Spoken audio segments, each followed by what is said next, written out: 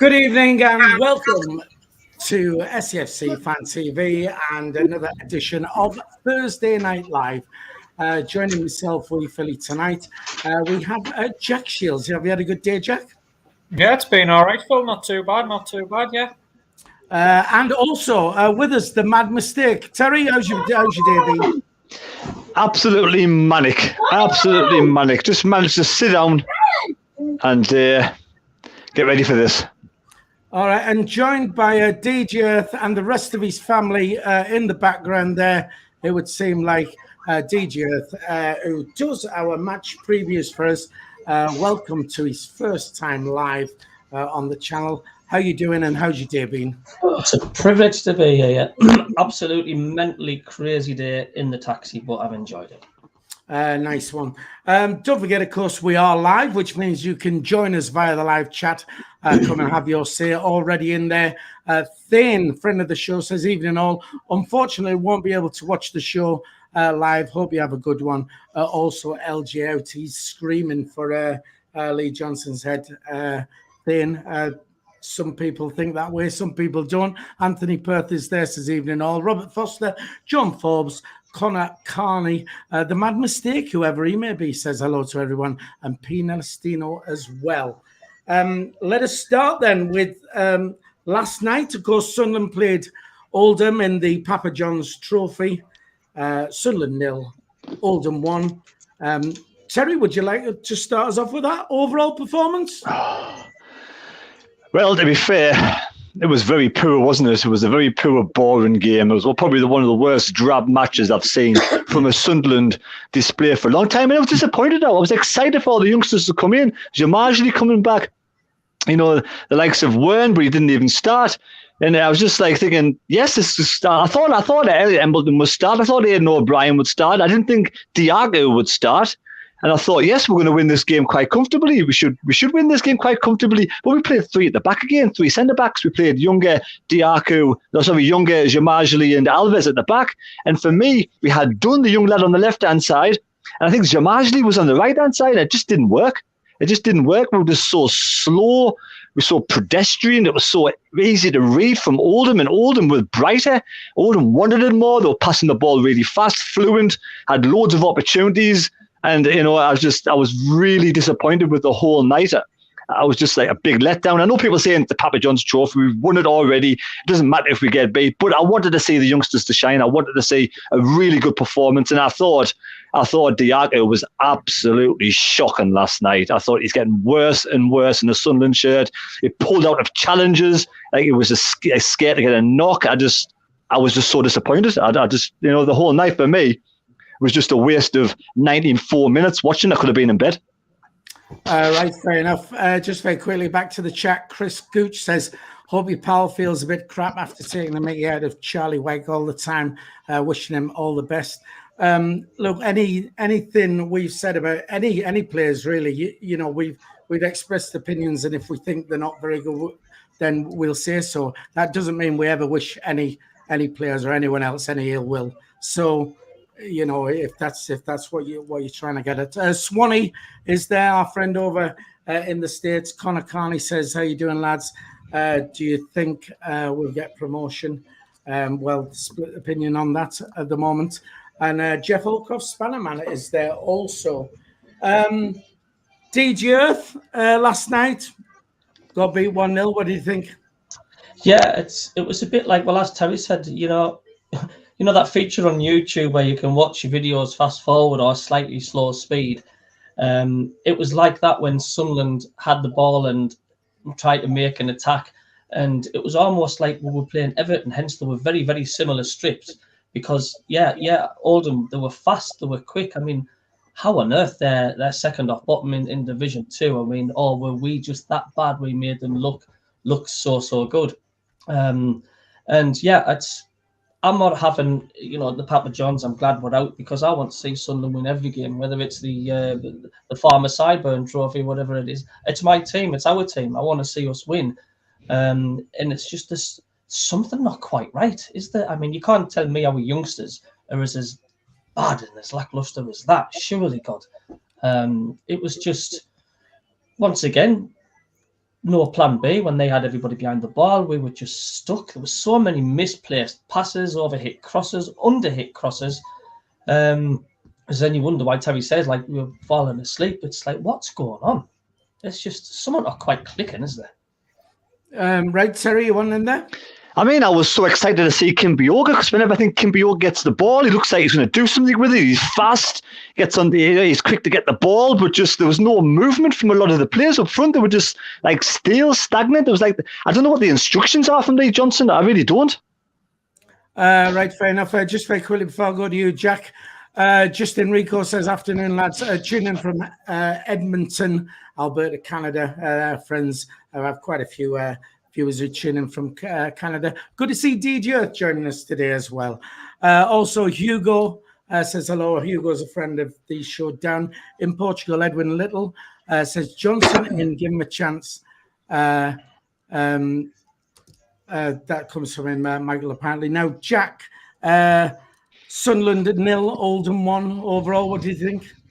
Didn't think very much, to be honest, Phil. I thought, just touching on what the lads had said, it was a very, very flat, poor, lacklustre performance. It looked like it was a team that, in Oldham, and a team that wanted to go forward and win the game and wanted to progress, and really saw it as a great opportunity, playing out the skins, rising to the occasion. And you looked at the Sunderland team, and it looked like maybe a team that weren't interested, weren't too bothered about progressing, flat, no energy, no real game plan to it. And I've stated before, I don't think our priorities lie in the Papa John's Trophy, the Peter Cup this season. Definitely not. But I do think that you put your trust in the youngsters, and really this is a chance for them to stake the claim, isn't it? This is a chance for them to go and put an impression on to Lee Johnson, to say, look, this is what I can do. And I don't think any of them covered themselves in any glory, really. I thought, as Terry touched on, Kimpioga looked lively when he had the ball. He brought some much-needed pace to the team, because not just the passing, the movement was slow. It was like when we had players on the ball, there was nobody offering for it. Real lack of intensity there. I've touched on it before with the low crowds in these games, but I mean, you can't blame the lack of atmosphere and the fact there was only 3,000 or 4,000 there, because you should, playing for Sunderland at the Stadium of Light in a red and white shirt, you shouldn't need that to get going. But it was like, the crowd were flat and the team were flat, and neither of them were bouncing off each other.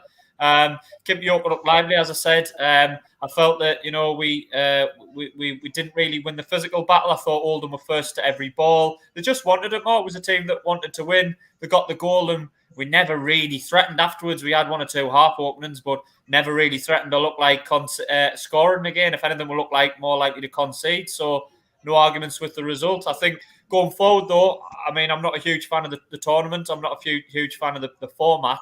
So I do think it may be a blessing in disguise. I'm not saying I wanted to lose the game, because as DJ has touched on with Sunderland supporters, we want to win every game, don't we? But I think maybe, going forward, it might be a good thing that we don't have that game, because I don't think it's much benefit to Sunderland as a club to be in that tournament.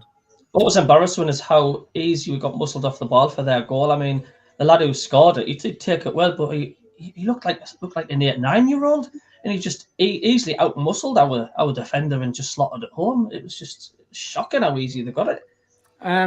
Right, okay then. Well, there's been a lot. Thane, I know Thane, he's not tuning in live. He's just said, but it's been going mental over us getting beat. And again, it's for him, it's been another. Thane's been very vocal on wanting Lee Johnson out, and that result last night was another thing what could fuel his anger, if you like, at that.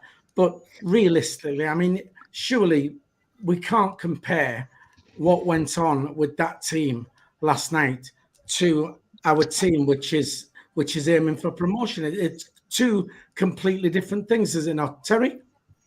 Well, let's face it, we've only got 11 fit first team players now, haven't we? I mean, if you include Diago in the side, which played last weekend, who was the worst player on the side last weekend, the worst player last night for me, then you've only got Embleton and Aidan O'Brien, and after that, you're down to the kids. So you haven't got much room for manoeuvement, really. So the first team has got to stay injury-free, and they've got to perform. They've simply got to perform. Now, I don't see the three centre-back system at the back working for me, because Diago was not a wing-back. And I don't think anybody else can come in to do the job. So we've got to go back and play a back four. And, we'd have to have Gooch as a right back, but Doyle is a left back. Or you could bring another centre back in as a right back. So you got Wright and Flanagan. Maybe it's Alves as a right back and Doyle as the left back. Because we've got to make sure we start keeping clean sheets against the teams like Oxford. Oxford are in fantastic form for this weekend's match. The last time they got big was October the 16th against Plymouth. In the league, they've took some scalps. They're only 3 points behind us on level games played and a better goal difference. So if we, God forbid, lose against Oxford, they'll jump above us. It's a really difficult game this weekend. We haven't got much off the bench to come on the field, so we've got to start performing as a team. Lee Johnson has to get these tactics right, get his finger out, get the teams to be playing with passion like they did against Cambridge, but with a bit more skill.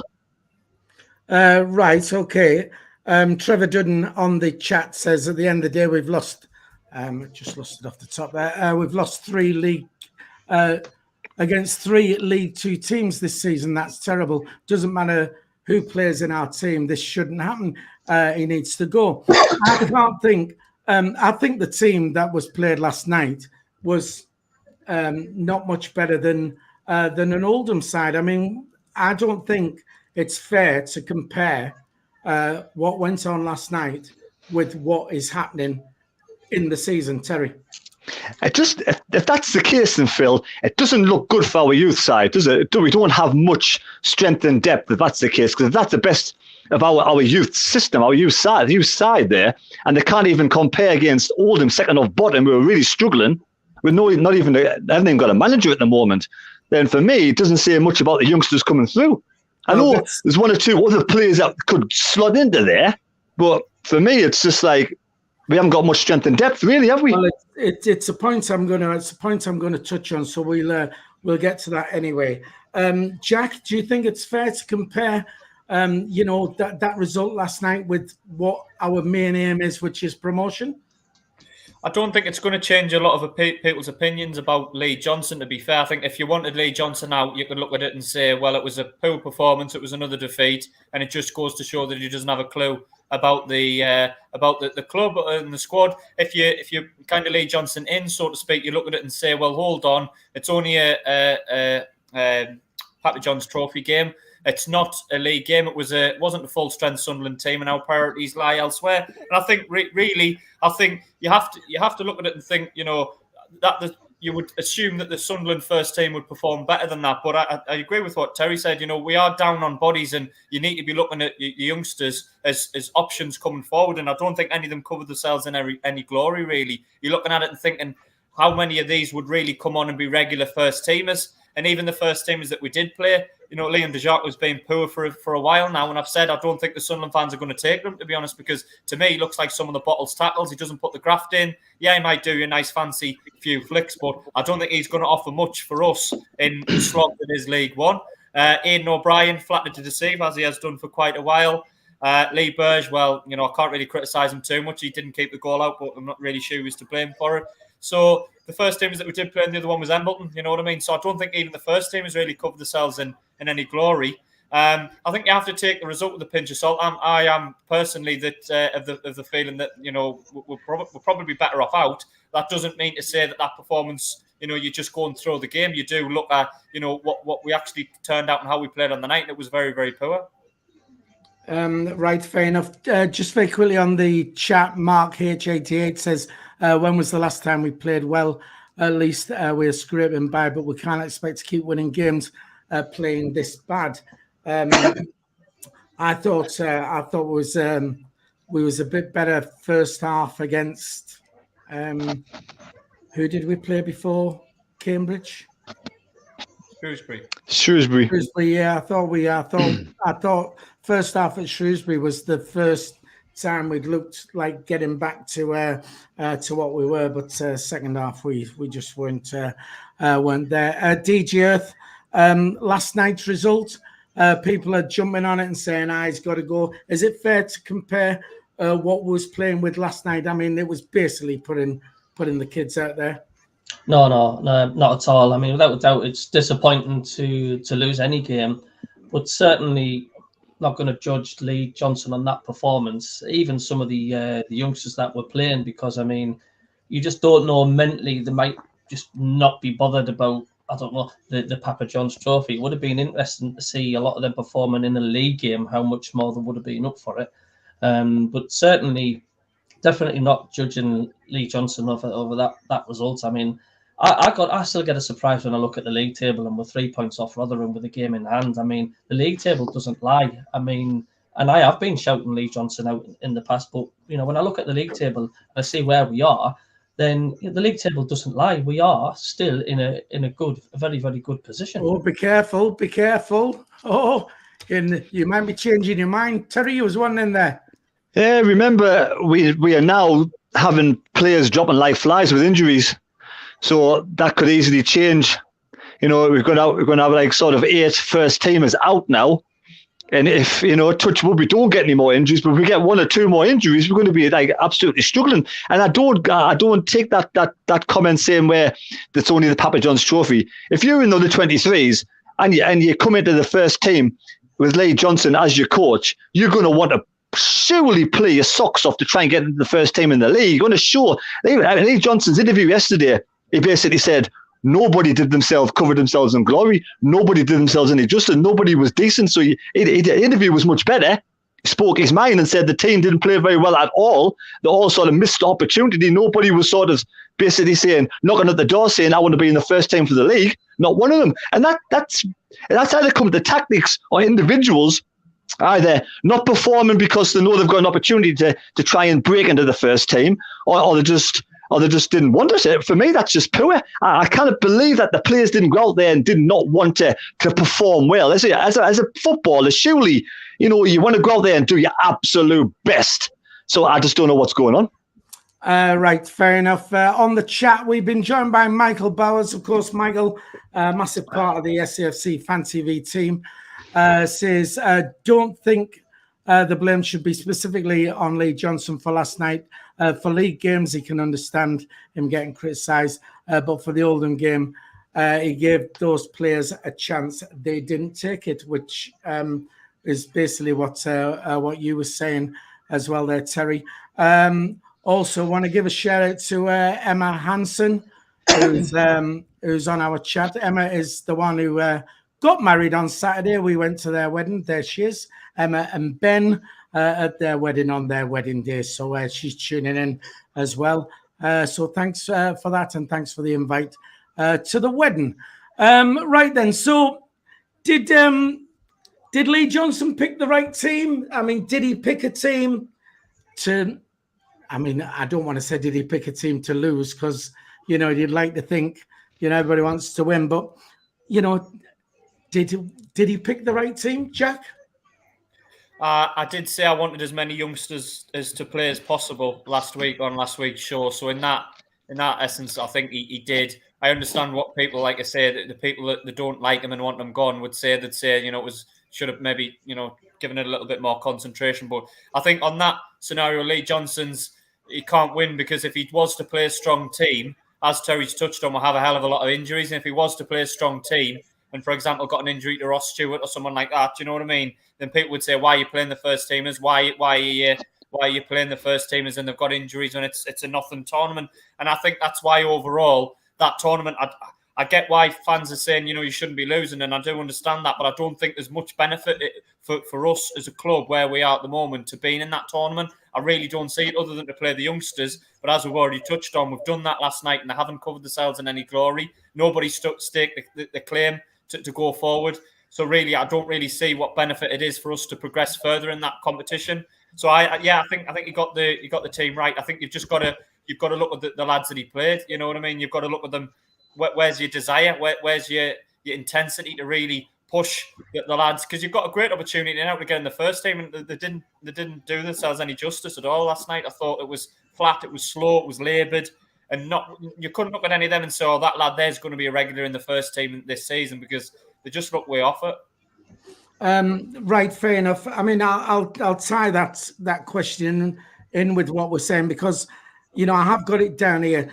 Should these younger players not be showing more willingness to grab, 100%. An opportunity there? And to be fair, some of these young kids have been brilliant, and then it just seemed that you're offered a golden opportunity, especially with the injuries what we have in the first team. It's a golden opportunity, and it seems it's it's passed them by. Terry, I didn't think like the likes of younger Jamajli or Alves were poor. To be fair, I thought they were okay.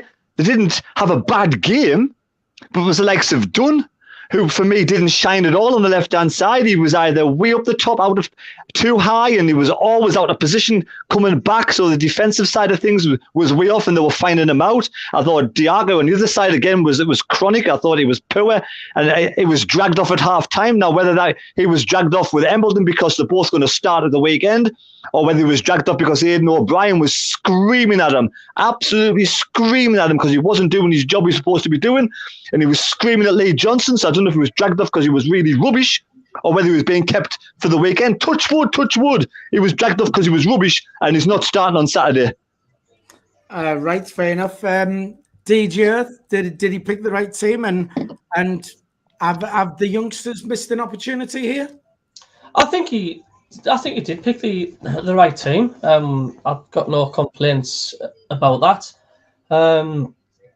You just don't. We don't know what goes on in the dressing rooms, do we? We don't know what Lee Johnson's saying to the team when they're sitting down before the game. For all we know, could he be turning around to the team and saying, "Look, lads, take it easy. I'm not bothered about the cup. Let's just have a kick about and just take." We don't know. He could be saying that because, as I say, surely our youngsters are better than how they performed last night. But yeah, as far as I'm concerned, I don't think there was anything wrong with the team selection at all that he picked. I was happy with it, just not the performance, to be honest with you.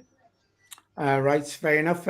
Just very quickly, say hi to Marion Trolls, who's on there, friend of the show. We have 127 people on the live stream at the moment.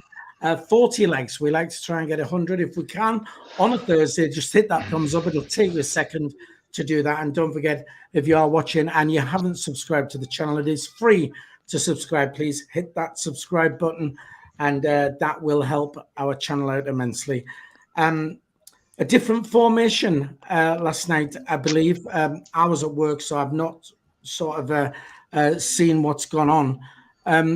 Terry, what was it, a different formation, and what do you think his reasons were for doing that? Was it a forced change or what?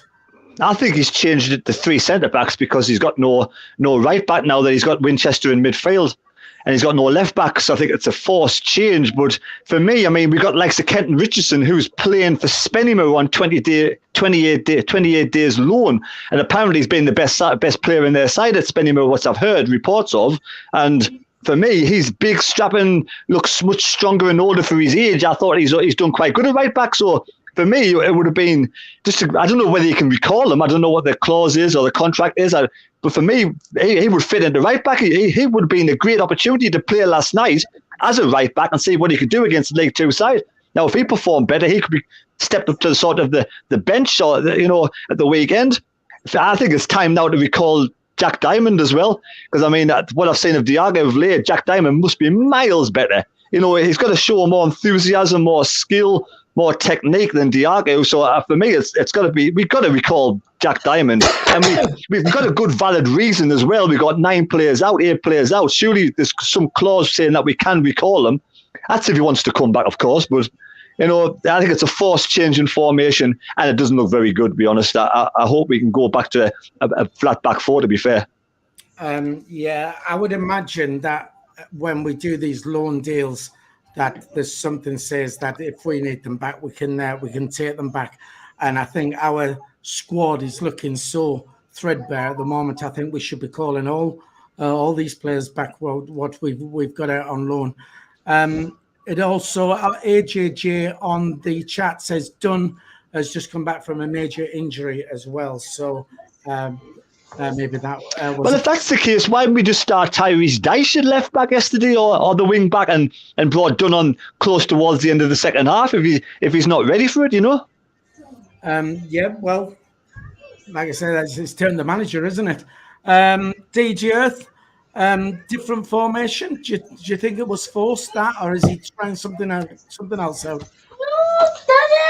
I just think he's trying to clutch at straws, to be quite honest with you. It just doesn't seem to be working, whatever Lee Johnson's trying at the moment. Like, I think you're only as good as what you're supposed to have got on the pitch, I guess. But that formation was still just looked too wide open at the back, easily getting penetrated and stuff. But I think he's just experimenting, isn't he? I mean, you got to think of Lee Johnson. I mean, he doesn't really want to get the sack, does he? He wants to do well. I'm sure deep down he wants the club to do well. I think he's just trying his best to try and get it right. Why wouldn't he? Right, fair enough. Before I throw it to you, Jack, Thomas Huntley says, Philly, are you still Johnson in? 100%, yes. Jack, different formation. Your reasonings for that? What do you think? Yeah, I think it was just forced. I think it was, lack of options, lack of real knowledge of, the youth setup in terms of, who to play where. I think he's just he's shifting about at the minute, and he's not. He doesn't look like a manager that's confident in himself. Really, he hasn't looked like that for a while. Maybe the performances have been so poor. Yes, we've got a few results recently, but he doesn't look like a manager that really knows the setup at the minute. It looks like he's trying different things and trying, but he has a bit of hope in himself as to what's going on, but not a lot of confidence in terms of this is my style of play. This is the formation. I do think it was brought on by a few injuries. We have had quite a lot of injuries in the full-back positions, as Terry touched on. So I think it was probably enforced. I was surprised not to see Dice there, because I think he was probably one of the ones that has, not I wouldn't say hugely impressed, but looked a little bit better in the times that I've watched him. So maybe a bit surprised not to see him there.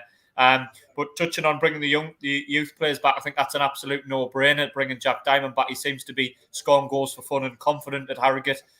So when we've got Dejaka, who's playing so poorly, it seems like an absolute no-brainer. I don't know whether or not it's written in the contract whether we can only bring him back in January, or whether or not it's a kind of we can bring him back whenever type thing, but as soon as possible for me, because one thing I like about Diamond is he is direct. He will commit defenders. He will take players on. I watched Dejaka last night, and there was 2 or 3 opportunities. He had 2 or 3 opportunities to get at that fullback, and he wasn't interested. He wasn't interested in attacking the fullback and getting down the byline and getting a cross in. He just passed the ball back. He bottled a couple of tackles. He didn't go in for 1 or 2 50-50s. He gave that fullback a very easy ride. And I always think with Jack Diamond, he is a little bit raw, but you're going to get someone that will attack and commit players. And defenders don't like players that run at them and attack them and commit them into tackles and things like that. So no brainer on that count. I think bringing Jack Diamond back. Yeah, I'd be very surprised if we're in a situation where we can't actually bring him back. I would have thought when you're loaning players out, I was surprised that Diamond actually went out on loan, because I thought he was doing okay for us and had a good chance of staking a place in that team. Terry? The only reason he went out on loan is because Dejaka came in. Now, I don't know what the situation is with Dejaka, whether he's came across to keep Hoffman happy, or whether he's sort of being tempted to come across with Johnson, thinking, well, it'd be nice to have someone who we can talk to if his English is not great or whatever, and they can learn together to be more sort of comfortable for Hoffman. But I think Dejaka was just like a sort of just an afterthought, and I think Jack Diamond's sort of being punished for Dejaka coming in. I think it was a wrong decision letting Jack Diamond go. I thought we need, even more so now McGeady's out for 3 months. It's an absolute, if we don't bring him back, it's criminal, simple as. Jack? I just think when I watched Dejaka, I just think you couldn't get someone less like a League One. I know we're playing League Two. Yes, we're playing a League Two team, but you couldn't get someone less fitting for the league that we're in. You know what I mean? He seems like someone who wants a lot of time on the ball. He wants, space to do a nice few flicks and kind of drift in and out of the game and coast. And that's completely not the type of games that we play in, and we play in, week out against League One and obviously League Two teams last night. You know what I mean? So looking at Jack Diamond, he's improving all the time. He's ready to graft. He's ready to get the ball down and work hard and attack defenders and commit himself and put the hard yards in. So I looked at Dejaka early on, even in the first few games when we're winning, and I just thought, I'm not sure you're going to be right for the Sunderland fans, and I think he's getting found out a little bit. There's probably talent in there somewhere. Don't get me wrong. You don't get into Bayern Munich under 23s or under 22s or whatever it is. You don't get to that level without having something about you. But for where we are at the minute, the type of games that we are playing, I'm sorry, I can't see Dejaka really ever shining. I hope I'm wrong, but right. Well, a couple of people on the chat here. First of all, Mick Griffiths says, He doesn't think it can be recalled until January. Like I said, we don't know the ins and outs of that. Spannerman says, how can a Bayern Munich youngster struggle against Oldham? Fair enough. And also, Trevor Dunn says, why Philly? Why are Johnson in? Tell me why he's got this streak. Doesn't matter who he manages. 4-3-2-1 every time. Well, 4-3-2-1 every time, apart from last night. Well, because we're 3 points off top, Trevor, is this simple fact, and we're still on course for what the target is this season. The target is promotion, and we're still on course for that. Right, very, very important game on Saturday. But before we touch on that, we now have our next 3 games are at home to Oxford, Morecambe, and Plymouth. That is in the space of 7 days. So what I'm going to ask you is, how many points? What points total from those 3 games will you find acceptable? We'll start with you, Jack. I would say probably 7 out of 9. I mean, obviously, some people will say that's crazy. 3 home games at this level, you should be targeting 9. I think we could get 9. I think it's more likely we might draw 1 and win 2. It don't matter. Don't really. I mean, it would be nice to beat Plymouth because they're closer but near us, and Terry touched on Oxford being close to us. But then that means we're going to draw more. I think 7 out of 9 will be okay. Any less, if we lose one of them and we only get 6 or 4 or 3, that's a really poor return. Do you think if we actually got 9 points from the 3, it would be enough to then start turning people towards Lee Johnson rather than against him? No, I think I've said I think there's quite a few already made their minds up with Lee Johnson, and I think there's some he can't win them over. I don't think the 100 of the people that are against him. I don't think there's 100% like that, but I do think there's a large proportion of people now that made their minds up with Lee Johnson, and it's their opinion, obviously, but I always try and judge it on the results where we are. I mean, the performances are one thing, the results are another. But I think there's a certain section of our support made their mind up about Lee Johnson, and 3 home wins won't probably change their opinions. And yeah, I'm inclined to agree with you, unfortunately. But I'd like to think that if we got 9 points from those and we were sat top of the league, I think you'd look pretty silly. I know, but Phil, I think if we went after that and lost to Ipswich and then got battered by Arsenal in the cup, people would then say, we're back to losing again, aren't we? So I know what you're saying. I get what you're saying, but Terry, what points total is acceptable for you from those 3 home games? I think acceptable to keep his job and acceptable for KLD. I think 2 draws and a win. I think 5 points will keep him in a job. I think it's very difficult against Oxford. I mean, a point for me against the team that's in that kind of form with the injuries we got and the poor play, the way we're playing at the moment, I can't say he's win any of those games. I mean, yes, Morecambe, Plymouth, very difficult. Oxford, very difficult. I can kind of accept 5 points. It won't be good enough, simple as. It's not going to be good enough. But with the team that we have at the moment, with nobody else that can actually come into the side, if we go those 3 games unbeaten, that'll keep him a job, simple as. I wonder, if he get 9 points, if he comes away with 3 wins, with that team he's got against those 3 teams, then for me, he's done a great job. And it should be, he'll be in a job, simple as. And I'll have to take my hat off and say, well done, Lee Johnson. 9 points, 3 games against those 3 teams. I know Morecambe should be touch wood, an easy game. But Plymouth are no pushover, and Oxford are in great form. So 9 points would be absolutely amazing. We could lose 1, win 2. I at the moment, I just kind of think straight. I just don't have no clue what we're going to do. I'll be absolutely amazed with 9 points. But what figure would you be happy with? I would be over the moon with 7. You'd be over the moon with 7. But I would think with the team we've got, so long as we don't lose a match. Right, fair enough. DG Earth, an acceptable points tally over these next 3 home games? I'm going to go with with next 3 points. I'm going to go next 3 home games. I'm going to say, I'm going to go with the 7. acceptable. And that's me heart telling us what my head's telling us. I think our best chance of winning any of them 3 games is the Plymouth match. They've lost the last 3. I mean, look how far ahead they were against us, and we're literally knocking on the door saying, "Hello, we're right behind you." And 7 would be acceptable, but I think we'll get a draw against Oxford, draw against Morecambe, and I think we'll beat Plymouth. Right, fair enough. Trevor Dudden on the chat says, Philly, you think Johnson is playing different formation? It's always 4-3-2-1. The thing is, well, it's normally 4-2-3-1, isn't it? But I'm not bothered what formation he plays. To be honest, formations, I'm not interested. I'm interested in getting 3 points at the end of the game. So, I don't give a hoot how well we play, what formation we play, so long as we get the win. If we get the win, then I'm a happy man. Terry? I want to see the team playing for the shirt and playing for the fans and, playing for the city and the club. I want to see the team actually put performances in. We know they're not that skillful. We know they're not the best in the league. We want to see them play and play as a team and really play, for the pride, for the passion, for the shirt, for the fans. Really give everything, leave everything out on the pitch.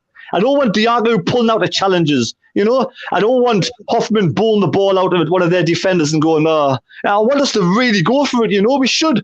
We should, the team should be going out there and playing the hearts out, simple as.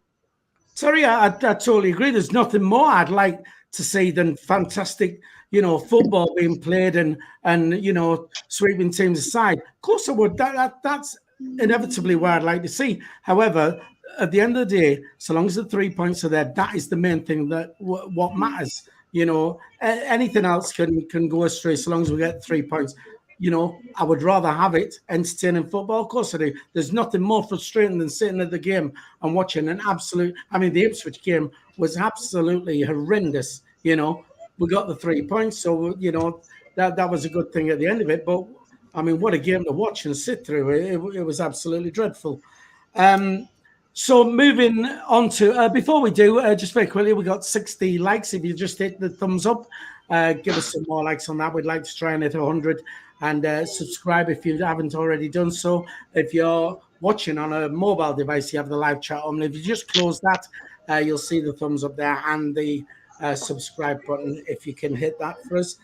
Please. On to Saturday then, 3 o'clock kickoff, Sunderland versus Oxford United. It is a game in hand, so a real good chance for us to take advantage over the other teams or the ones around us are not playing. Terry, have you got your whiteboard there for the lineup? What do you think the team? I do, but remember, it's not a game in hand over Oxford.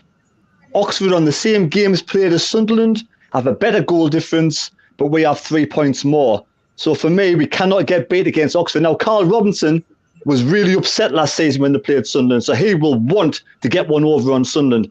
And with the team that we have at the moment, I want none of this 3-5-2 crap, whatever it's going to be. I want to go for this way. Right, the team I think I would play is obviously Hoffman in goal, Gooch right back, Doyle left back, Flanagan right, Winchester Neil.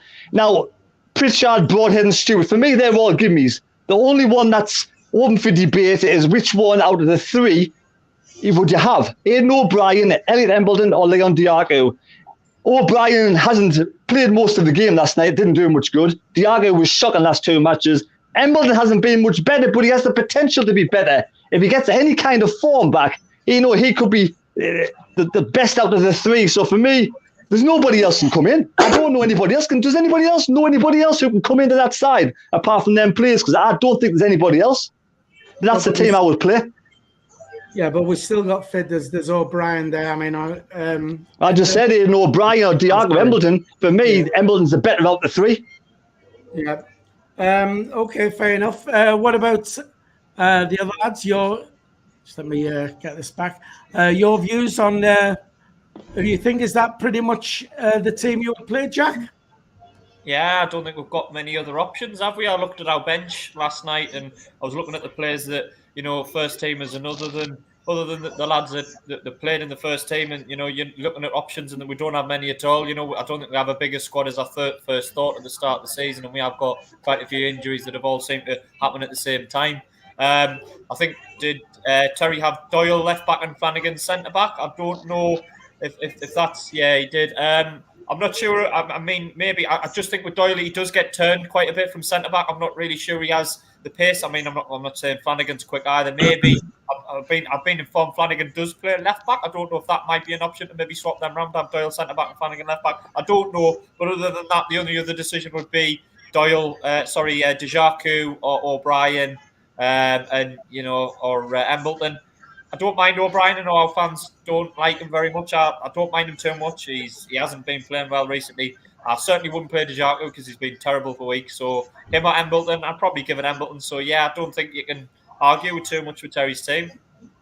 Right, fair enough. Just very quickly, we'll go at the chat because Michael Bowers is in there. Michael says it is a game in hand over Plymouth, Wickham and Rotherham. And it is one of our games in hand because, of course, it was the one what was postponed. Just not over Oxford, that's all. Yeah, but we're 3 points ahead of Oxford as well. I mean, if we don't lose. All right, all you want to do is split hairs all the time. It's a game in hand over Plymouth, Wickham and Rotherham. Sorry, I should have stated that when we was playing our game in hand. DJ, the team what Terry put out there, is it more or less what we should be looking to play? Yeah, I think it's a very good analogy from Terry there. I think that's the best we can do, really. As Jack said, you know, our squad's diluted enough as it is. We can only put out there what's there, and yeah, I don't have a problem with that at all. I mean, Embleton, you know, we do know he's got the quality. He's gone through a bit of a bad spell, and don't forget when he played on loan at Blackpool, we were crying to have him back, weren't we? Because he was doing so well. It seems to be the case when our players get loaned out. We're clamoring to have them back. It's like something switches when they put a Sunderland shirt on, isn't it? I don't know if there's too much pressure or too much expectancy. That's why they seem to go downhill when they play. But I'm happy with that side. I mean, I've been pleased with Flanagan. You can't disagree with that. I mean, I think Flanagan's been pretty solid. So, yeah, absolutely. When you look at that squad, you do think, you know, and look at that on paper, what Terry said, or whiteboard, whatever. You know, there's no reason why we shouldn't beat Oxford on Saturday, is there, really? Or is there?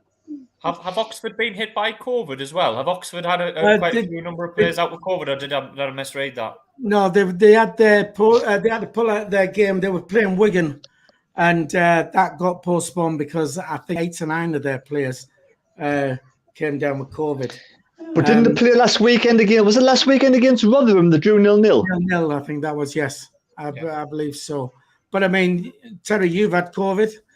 Takes it out of you a bit, does it not? Especially when you're 50, it does, yes. But these young lads are fit, so it depends how much it's depleted the squad, isn't it? But obviously not depleted that much because Rotherham are decent side, top of the table. So for them to get a 0-0 draw against Rotherham, it bodes well for them personally. Right, okay. I want to see sort of whereabouts you lie. Now, I know what DJ, you've been vocal in wanting Lee Johnson out. Terry, you tend to go on, I'll give him so many games, what have you. Let's say we don't win on Saturday. Terry, what game will you give him to then?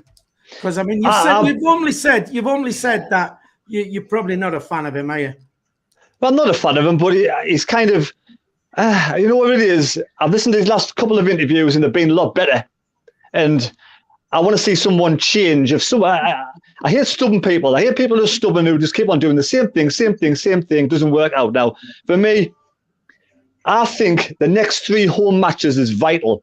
It's make or break for me. If we absolutely have a disaster in the next 3 matches, you're going to imagine what the crowd's going to be like. I mean, they've been booing them already. So if we get the Plymouth game, we haven't won a game, or we've lost the first 2, and we come to the Plymouth match, what's going to happen there? So I want to see him win 3 games. I really want 9 points. I really do. But for me, these next 3 home games is absolutely essential for Lee Johnson that he gets this right and that the team actually put in a shift, more importantly. And, you know, 3 games in 8 days, can we stay injury-free? That's the biggest question. Yeah, it's all that. I'm just perplexed by it all. That the fact that if we do win on Saturday, we're level on points at the top as well, and that's where we're at. Jack, if we do lose on Saturday to Oxford, is his days going to be numbered then? I think so, because I think, like I say, I think a lot of the fans have made their mind up on him, and I think a lot of the fans that go to the stadium on Saturday will have. So I think if you know what our fans like, I love our fans, I love the passion, but I think the passion of the fans can sometimes turn. And I have been at the stadium the night before, and all of us have probably heard, the crowd turn a little bit. I hope they don't, but if we lose on Saturday, we go 1 or even 2 goals down, it might turn a little bit. I think for me, if Morecambe is, if we would, I mean, I'm not saying a loss against Oxford is anything other than a terrible result, because it is. But if we were to lose to Morecambe at home, I nearly said Moxford there, mixing the two teams up. If we were to lose to Morecambe on the Tuesday night, bear in mind where they are in the league, I think that would be enough for the trigger to be pulled, to be honest. I mean, I hope we don't lose the next 2. I don't think we will. I think if he does lose on Saturday, he would be very much on the brink, as he would have been if he lost against Ipswich. I think the 2 wins and a draw that he's got in the last 3 have maybe just bought him a little bit of time. So I think Oxford would leave him on the brink, and Morecambe would probably be the one where he went if we did lose 2. But I don't think we'll lose both. Terry? Yeah, Robert Foster on the chat says, apparently KLD has said he's not happy with the present form. Who has he said that to, Robert? Do you have any information where that's come out of? Is it in the newspaper, reported? Is it in the Sunderland website? Who has actually said that's what he said? Because he's been so quiet so far. Yeah, okay. On with what that's if he knows. Yeah, okay. Let us know then, Robert, if you're where you've got that from. With what you're saying there, Jack, I understand about how it's going to be impossible to certain supporters to turn around and to it. But I just think if we can get to top of the league, I just think that'll be a big thing. And I think I also agree that keeping the squad fit is what it's going to all be about. I think if we hang on, just let me. I think keeping the squad fit is our main thing of whether how we're going to progress. But if we're top of the league, I think it'll be a lot harder for people to be calling for him to be out if we're sitting pretty up top there. DG Earth, you've been very vocal about not wanting him in. Is that still the case, or if you lose against Oxford, is that it? Is he probably done for you? Yeah, without a shadow of a doubt. I mean, if I'm looking at Oxford's last 5 games, if you're looking from going upwards from the 7th of November, they drew 2-2 against Bristol Rovers. That was the FA Cup. League One, they drew against Ipswich away. In the FA Cup, they lost penalties against Bristol Rovers. They got a win against Fleetwood, and of course in the league. And then the last game in the league, they drew. So they drew quite a few games. But yeah, I think Lee Johnson's hanging on a thread. He's been hanging on a thread for quite a few number of weeks, because even when we've been scraping wins, the performances have been shoddy, just as you said, Phil, with the Ipswich game. And I do think, if Oxford say get a couple of early goals, I think you'll start seeing a very hostile stadium because we're getting to the business end of the season now, aren't we? We're coming on the turn of the year. We want to be seeing Sunderland level up right up onto the top there, not falling behind 10 points, 9 points off the top. Since we've been in Division 1, we've just been playing catch up constantly, and it'd be nice to go into the new year actually, being top of the pile or second, rather than looking up at it. So he's definitely, the guns will be out for him if they get beaten on Saturday. Right, fair enough. Just very quickly, Robert Foster has replied, but before we go to that, Jeff Allcroft said he said it in Roker Pie Shop. Apparently, Robert Foster says was the Chronicle reported it last week. Of course, it could be reported as what he also says there. Maybe it's just me, forever the optimist, but I'd love to think that we can get 3 wins from these 3 home games, but also have 3 fantastic performances like we did at the start of the season. And I just think if we got that, I think that could be something what people could say, well, you know what, maybe it's starting to turn around. But we don't know until the end of these three. So your heart of hearts, Phil, your heart of hearts, do you think we can get 9 points? I think Plymouth will be a tricky game. I think Oxford's not going to be easy, but I think 7 is very realistic. I think out of the 9, I think if we get the 9, I think that'll be a bonus because I think Plymouth.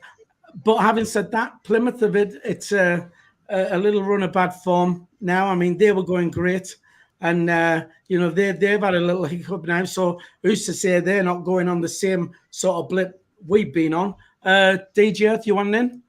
Yeah, I think our chances would increase if our service to Stewart will start to improve. Better balls into the box for the start off. There's tumbleweeds flying around where Stewart is at the minute. I feel so sorry for him and that but the service to him's just been non-existent. I mean, you're talking about Route 1 stuff, schoolboy stuff, crosses into the box. How hard can it be? I remember the free kick at Shrewsbury, last kick of the game, when everybody was in the box and the free kick was like our the rugby goalpost. It was just shocking. It's like, come on, let's just get the Route 1, the simple things sorted. Get the crosses in. It's a big lad, Stewart, isn't he? This boils down to the fact that the team have been playing shocking. They've not been able to pass the ball. And, because when they do, then they can get up there and the service can come in. And then even when they are getting up there, some of the balls that are going in are just... It's like they're tossing around a hand grenade. They're terrified of the bloody thing. That's the way it looks like at the minute. Some of the corners, they're not even beating the first man. I mean, they're just... No. It's just shocking. Terry first, then I'll come to you, Jack. The key players for me, the players that we need to perform and get on the ball and do well is Winchester, Neil, Pritchard and Broadhead. For me, if them 4 players perform well, Stewart will play well and hopefully it'll drag Embleton back into it. So for me, and you need a lot of luck. When you're down to this sort of squad now, it just takes one bad challenge from an Oxford player and you're out for injured. So we need a lot of luck. We need a bit of lady luck on our side. Lee Johnson needs to be like looking for some horseshoes or something, or some 4-leaf clovers, because that's what we need, a bit of luck. Yeah, I sort of agree with if we can get those 3 behind Stewart playing, I think that'll create more for us, up top. Jack, you was one in there. Yeah, I was just not only the service up to Ross Stewart. I've looked at him sometimes, and he's so isolated when we attack. A lot of the time, we don't get enough players around him. I don't know whether it's a lack of pace in the team as well. I think that's an option in January. We need to obviously look for attacking players, but we need to look at a bit of athleticism in the team, players that can get up the pitch quite quickly with or without the ball. I think if Ross Stewart had a bit of pace around him, someone to kind of drag defenders out and carry the ball for him, you'd start seeing him get a lot more chances because he'd have a lot more space. Ross Stewart, he every time we play the ball up, and he's got 1, sometimes 2 defenders on him, and we're asking him to hold the ball up, hold the defender off, lay it off, and run in behind with no one supporting him. And we do get support up from him, but it's not quick enough. Do you know what I mean? Sometimes he's having to control it and battle up against 2 and 3 defenders. So I really do feel sorry for him. I agree with DJF. I think sometimes I'm looking at him thinking he does look frustrated. He's proven when we do get chances from him, we get pace and players around him, he does get you goals. I think he is a little bit off form as well, though. I think he went through a great run at the start of the season, and he's maybe not firing on all cylinders at the minute. But it only takes one game, couple of chances, gets the confidence back, and you're raring to go. I think a big key as well. The big key for me is Broadhead. Broadhead coming to form now. He has a lot of movement off the ball, so he could really be a key figure, sort of helping Stewart come back to some sort of form. Because I think Broadhead for me is just starting to boil nicely into form. He's excellent at linking up between midfield as well. I've noticed Broadhead, he'll pick the ball from midfield and lay it off, and he can really be that link between Stewart and the midfield. He does try and play. He will look a lot better team with Broadhead in. Stewart looks like he's more likely to get a goal with Broadhead in the team. In that case, then, Terry, saying that, is there a definite call for Lee Johnson to play 2 up front? Broadhead need to play better. They need to have more. Broadhead for me is going to have a lot more movement in around the box, and I think like Jack said, he links up nicely from midfield to Stewart, so you can play him as like either a sort of 4-3-2-1 or 4-2-2 at some point. You can switch and play that way, because for me, Broadhead has a lot of movement. He's young, he's fit, he's agile. For me, he's an exciting prospect. Simple as. Right, fair enough. Well, I'll tell you what we'll do. We'll take a prediction from you all. Sorry, Saturday against Oxford, what do you think? Oh man, my head says a 1-1 draw, but I'm going to go for 2-0 Hart win. 2-0, fair enough. Jack? I've got a decent feeling about this. I mean, we've had quite a few 1-1 draws against Oxford. It seems like we have a 1-1 draw nearly every time we play them, both home and away. I've been there a couple of times and we get a 1-1 So you're going draw. for a 1-1? No. No. I think we are going to nick it. I think it'll be really, really tight and scrappy, and I think the goal might come late on.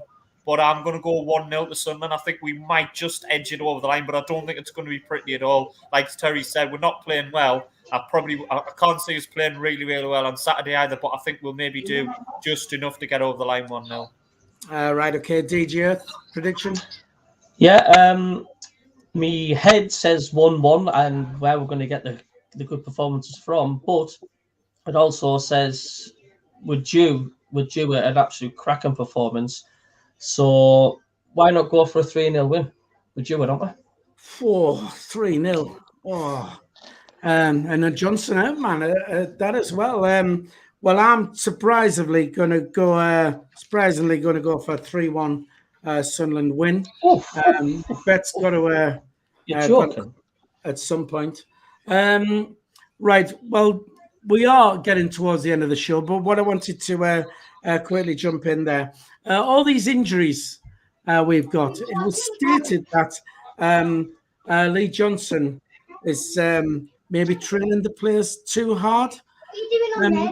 So what I want to ask... Let me do that. There you go. So what I want to ask you all is it possible to train these young, fit lads too hard in training? DJ, let's start with that. Really fun. Hang on, I'll tell you what. We'll start with Terry. Go on. I don't know. There's a fine line, but with the technology they've got now and sort of all the physios they've got and all the the things they can do to check your heart rate and how you're feeling and your pulse and everything. Back in the day when I was training, I just had a set regime, and regardless how I felt, I'd go and train regardless, and I'd work my way through it. But football is completely different, And I don't think they'd be trained. I don't think they would actually. I think it's just unfortunate the way things have happened. I don't think it's anything to do with training too hard. I think he'll have his set ways of doing things. He's got his doctors, his physios, his other coaches around him. I think he'll treat each player as it comes. I think he treats Taylor, the young lad Taylor, differently. He knows that he's not physically sort of grown into his body shape yet, into his shell, and he treats him differently. So he wouldn't punish him with too many games, too many hard sessions. So I think he'll treat the men differently to the boys. I think he'll have really good, set, strict regimes where he'll really, they've got to train hard. Simple as. If you don't train hard, you don't get better. But it all depends on your physical appearance, and everyone sort of matures at different stages. I mean, Richardson looks like a fully mature man, and you got some of the youngsters who, like Taylor, looks really like young in his shell. So of course he's not going to be that stubborn and that stupid. He's all about technology, and he's all about sort of what he's doing at the moment, sort of like I say, with the doctors, with the physios and everything. So for me, he knows what he's doing. I think it's just bad luck, unfortunate. Right, fair enough. We'll come to you, DJ. Before we do, Jeff Allcroft, Spannerman, says he's surprised that they let the players jump on their backs when they score, which is, a fair point. DJ, do you think they get trained too hard in training? That's causing injuries? No, I don't think so. I do think the wind off the North Sea, Seaburn Rock has got a lot to do with it, mate. It's, I just think it happens to all clubs, and I just think it just seems to happen more to Sunderland. I mean, we seem to be prone for injuries in years, doesn't it? It always seems to be that way. I don't think it is. I just think we're that desperate to get out of this league, and I think it seems to stand out as much more as well, because when our squad haven't got much depth in squad, we need to hang on to our players as much as possible. And I just think it just seems to stand out more when they do get injured. But I just think it is just down to luck, really. Right. Okay, then bring you in quickly, Terry, because we are. Some of the players we brought in, Evans had an injury before he came to Sunderland, had a bad injury or something. Cirkin, for me, unlucky getting a hernia. Huggins had injuries with Leeds. So are we bringing in the right players who we're bringing in players who've also got history of injuries to begin with. So we're taking a chance that these players are going to come in and not get injured again. For me, that's probably is that penny pinching, or is that trying to take a chance of trying to get a player who's had an injury who will get on the cheap and then possibly, stay injury free, then get more money in the future? For me, it's all down to recruitment. We need to make sure we recruit players that haven't got a history of injuries as well. Right. Okay. Just very quickly on the chat, Stephen Jones says they should all be horsewhipped for the performances we're getting. Mick Griffiths says, it's hard training stuck on the golf course. Jack, these injuries, could it be through being trained too hard, if there's such a thing? You can train players too hard. I mean, not only the detriment on the physical aspect, but you can turn them against you. I think I look back to Paulo Di Canio. I know a lot of our fans like him, but he had the players in something like 70 days. 7 days a week, wasn't it? Didn't he? And I know that can't be good because players do need rest days. So you can't. The answer to your question, yes, I think you can train players too hard. Whether or not that's why we've had so many injuries, I don't know. I do think we've had quite a lot of games already, haven't we? Do you know what I mean? We've had sort of 5 League Cup games. We've had 4 or 5 in the Pizza Cup. So there's maybe 10. We've also had, the league games as well. And you do pick up knocks, but it seems like the squad's gone from looking like it had depth to suddenly we're looking a little bit short in them numbers. So I think it's maybe a bit of bad timing as well. You're looking at luck as well with injuries. If you get a few together, then it is going to harm any team. So a little bit of bad luck there, but I do think the games that we've played are coming into it now, and I think that's why moving forward, I know fans are disappointed to go out the Pizza Cup. Chances are we're probably going to go out to Arsenal in the League Cup. We're going to have a full run through second half of the season with league games, and it'll probably be better for fitness and recovery. Yeah, fair. Right, what we're going to do then, we're going to wrap it up there because we are out of time. We've got 79 likes. We'd like to try and hit 100 if we can. So if 21 of you, I'll just smash that thumbs up. It'll take you a second to do that. Just hit the like button. It's free to do that. And don't forget, if you haven't subscribed to the channel yet, it's also free to subscribe. Please subscribe. That will help us out also. Thanks for joining us, Jack. Do you just want to say bye to everyone? Yeah, see you later, lads and lasses. Terry, just say bye to everyone. See you the weekend. Thanks for joining us, DJ. Just say bye to all our viewers. Bye to all our viewers. Bye. Thanks very much.